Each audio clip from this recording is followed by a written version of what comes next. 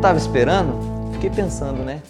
Quase todo lugar que a gente vai tem uma antessala. No confessionário, no consultório médico, no escritório, quase todo lugar que a gente vai tem esse tempo que você tem que esperar para depois ser atendido. E se você acha que são só nas situações que a gente passa por esse tempo de espera, saiba que não.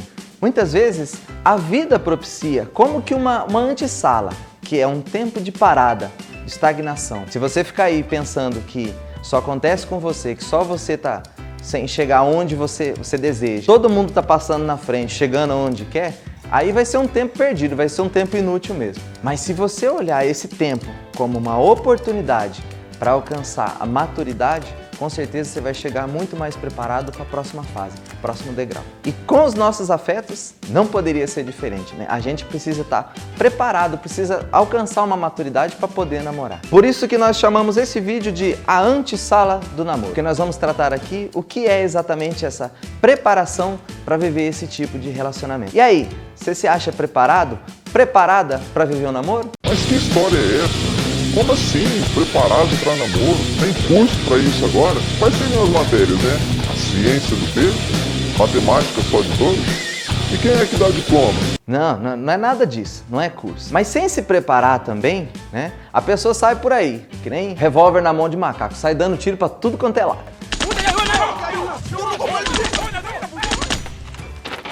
Para namorar bem, é preciso sim estar preparado. Primeiro, para estar melhor para você mesmo, você consigo mesmo. Segundo, para ser melhor também para a pessoa com quem você se comprometer. E a teologia do corpo quer te ajudar nisso. Vamos partir do livro do Gênesis, capítulo 2, versículo 18, quando diz: "Não é bom que o homem esteja só. Vou fazer um auxiliar que lhe corresponda." Esse trecho é precedido por outro trecho importante, no capítulo 2, versículo 7, que trata da criação do homem e da mulher. Ou seja, disso a gente consegue entender que então homem e mulher foram criados juntos. Assim, portanto, quando Deus Yahvé pronuncia as palavras a respeito da solidão, refere-as à solidão do homem como tal, e não só a do masculino. Então, só para a gente entender melhor esses textos, abrindo um parênteses aqui então, o livro do Gênesis ele foi criado numa forma de metáfora. Não quer dizer que, da forma como está escrito, foi exatamente daquele jeito que Deus criou tudo. Não, ninguém sabe como que Deus criou tudo. Mas também não quer dizer que o livro não tenha sido inspirado pelo Espírito Santo. Daí que mesmo sendo assim, né, uma comparação, essa metáfora daquilo que aconteceu de verdade e aquilo que está escrito, o que está na essência ali é exatamente aquilo que a gente precisa saber. É o conceito, né? É a ideia principal. Aquilo que é importante a gente entender para a nossa salvação. Então fecha parênteses. Portanto, a teologia do corpo, né, vai nos explicar que a frase bíblica "não é bom que o homem esteja só" vai nos representar duas coisas. Primeiro, não é bom que o homem, ser humano, quer dizer, homem e mulher, que eles estejam sós. E segundo que, antes de se encontrarem, homem e mulher, foi preciso um tempo anterior para eles estarem sozinhos. Um tempo de encontro consigo mesmos. Tempo que a teologia do corpo chamou de originária solidão. Se a gente perceber bem, a gente vai vendo que Deus colocou como que um processo aí, né? Com que Ele vai criando o mundo, os 7 dias da criação, e depois que Ele faz o ser humano e que esse tempo todo Ele culmina no encontro do homem com a mulher. Tem como seu ápice, né, esse tempo que Deus preparou esse encontro do homem com a mulher. Parece que Deus fez de propósito, né? Com que o homem, o ser humano, ele vá descobrindo todo o mundo, todo o universo, olhe para si mesmo e depois ele se encontra com o ser amado. E como foi esse processo? E para que isso? O texto liga, primeiramente, a criação do homem com a necessidade de cultivar a terra, submeter e dominar a terra. Dominar, cultivar a terra, significa esse tempo de relacionamento do homem com o mundo, com as criaturas. E esse tempo foi necessário, porque a partir disso, a constatação que o homem está só em meio ao mundo visível, e em especial entre os seres vivos, tem nesta procura a medida em que exprime o que ele não é. Ora, ele não se identificou com nada. E foi nesse processo, né, de não se ver nas criaturas, não se ver no mundo, descartando as definições do que ele não era, foi que ele conseguiu chegar ao significado daquilo que ele era. Mas como que ele conseguiu isso? E é o seguinte: o homem criado se encontra, desde o primeiro momento da sua existência, diante de Deus, quase em busca da própria entidade. Poder-se-ia dizer em busca da definição de si mesmo. Eu adorei o é o seguinte de São João Paulo II, falando que nem nós, é isso aí, mano. Mas foi porque aquele homem estava diante de Deus que ele pôde descobrir quem era. O homem toma consciência de sua superioridade, quer dizer, de não poder colocar-se em igualdade com nenhuma outra espécie de seres vivos sobre a Terra. Mesmo no Jardim do Éden, né, no paraíso, no estado de felicidade pleno, esse homem tinha que se encontrar primeiramente consigo mesmo. Mas para isso, se encontra só diante de Deus, sobretudo para exprimir, através de uma primeira autodefinição, a própria autoconsciência, como primitiva e fundamental manifestação de humanidade. Olha só, então houve o tempo da solidão, o tempo de viver no paraíso, né, com as possibilidades do mundo. Olha só, então houve o tempo da solidão, né, de que ele estava ali no paraíso, naquele estado de felicidade plena, as possibilidades do mundo, ele tinha todas as possibilidades daquele universo, mas mesmo tudo isso não proporcionou que aquele homem se reconhecesse, que ele se identificasse, que ele compreendesse a si mesmo. Mas era porque ele estava junto de Deus que ele conseguiu, né, compreender a si mesmo, para posteriormente, depois, encontrar-se com a sua amada. E aí, você entendeu o caminho das pedras? Qual que é o pulo do gato?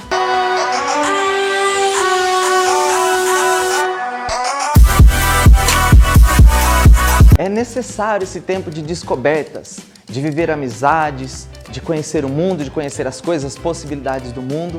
Mas também tem um tempo que isso esgota. A gente vive as amizades, a gente sai, isso e aquilo e tal, mas tem uma hora que a gente fala, não, chega, pra mim acabou, já deu esse tempo, agora eu quero namorar, eu quero uma coisa mais séria pra minha vida.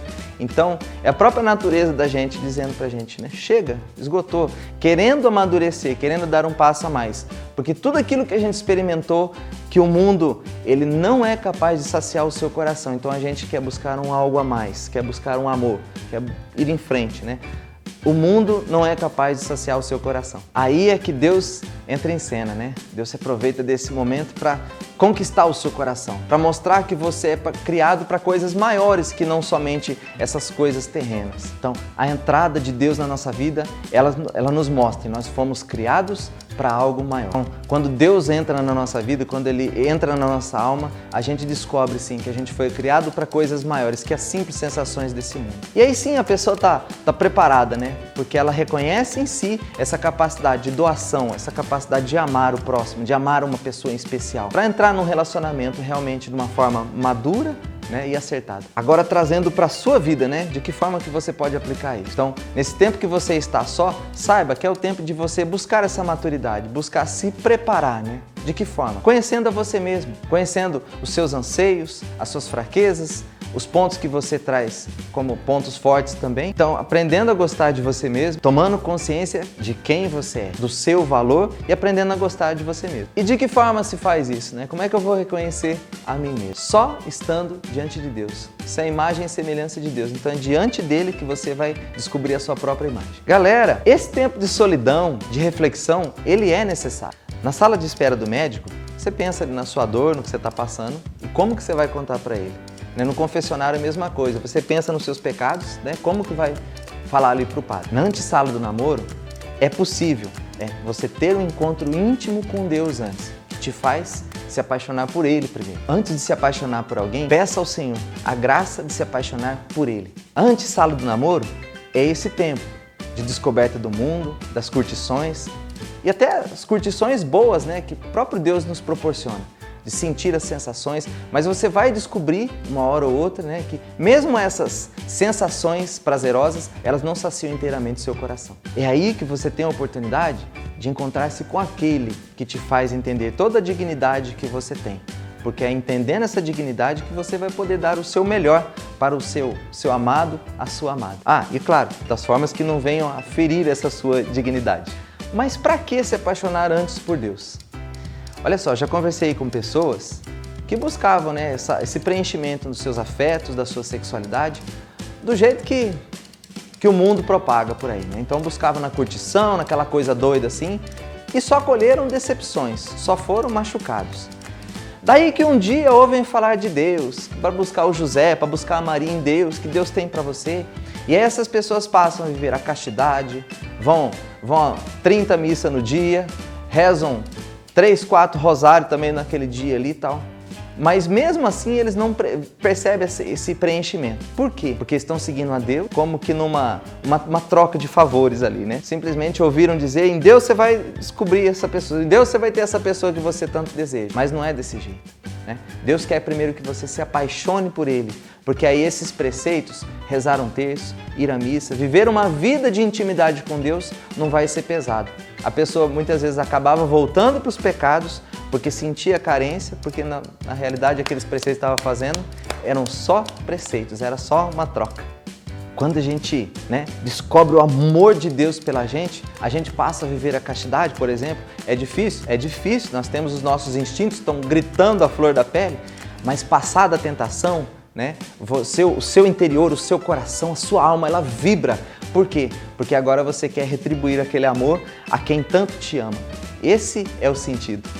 Foi por amor a Deus, mas a você mesmo também. Ficar sozinho também é bom, né? Curtir os amigos, sair, passear, isso tudo é muito bom. Mas que, a exemplo do primeiro homem, a gente também identifique nesse tempo, o que a amizade verdadeira que a gente precisa ter consigo mesmo e com Deus. Porque aí a gente vem bem mais consciente de que a nossa vocação é de ter uma pessoa especial aí do lado. É isso aí. Curta, compartilhe, comente esse nosso vídeo. Agora eu vou deixar você aí sozinho, pensando na sua vida aí, Mas não é para ficar sozinho não. Semana que vem eu volto com outro vídeo da Teologia do Corpo. Valeu!